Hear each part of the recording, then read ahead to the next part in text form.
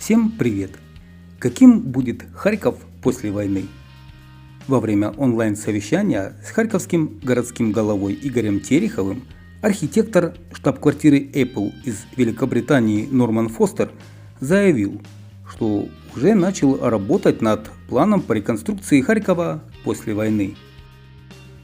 Как пояснили в Горсовете, в генеральном плане по реконструкции будет соединение прошлого и будущего. План продумают на 10 лет. Я видел, господин Фостер, ваши работы, и очень хотелось бы, чтобы вот этот стиль, новый, прогрессивный стиль у нас присутствовал. И очень хочу, чтобы у нас был создан такой сити-центр, который бы был одной из изюминок, наверное, Европы, скажу. Норман Фостер – ключевая личность британской архитектуры. Работал над известными объектами Франции и США. С его руки построено здание банка в Гонконге. Работал над дизайном штаб-квартиры Apple и Apple парка в Калифорнии. Норман Фостер настроен возродить послевоенный Харьков, берет на себя обязанности собрать лучших в мире профессионалов.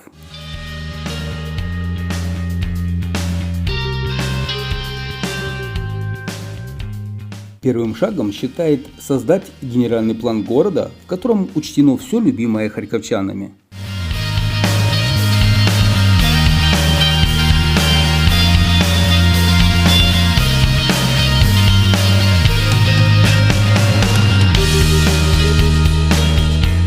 Мы наполнены энтузиазмом, и мы готовы действовать. Конечно, перед этой встречей я, может быть, не очень хорошо представлял, как все это пойдет, но, тем не менее, я перед нашим заседанием я создал некий первый проект, что ли, манифеста города. И очевидно, что он подвергнется изменениям в свете тех идей, которые были озвучены господином мэром и его коллегами. Но, может быть, было бы полезно дать вам представление о том, как я это вижу.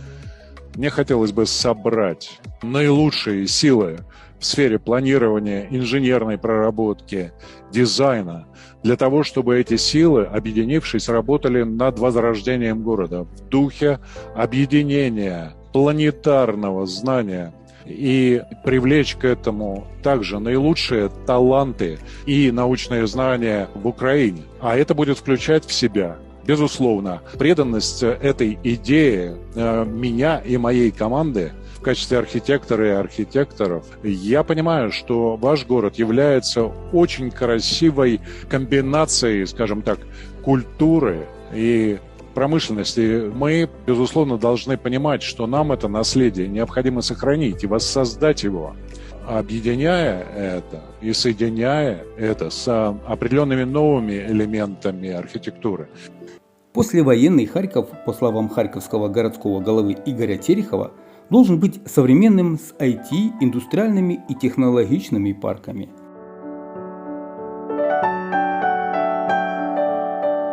Жилые микрорайоны должны быть построены с развитой инфраструктурой. На данный момент четверть домов харьковчан разрушены и не подлежат реконструкции. Это должны быть жилые микрорайоны с развитой инфраструктурой, я имею в виду и зонами для отдыха, и социальными объектами, такими как больницы, поликлиники и, конечно же, школы и детские садики. Враг уничтожил нам 3 больницы. Это один пренатальный центр, это роддом, одну студенческую поликлинику, и уничтожил еще одну такую локальную больницу, это 25-я больница, она находится тоже в центральной части города, поэтому для нас очень важно, чтобы инфраструктуру создать заново. Поэтому жилые массивы, жилые микрорайоны должны, конечно, включать в себя развитую инфраструктуру.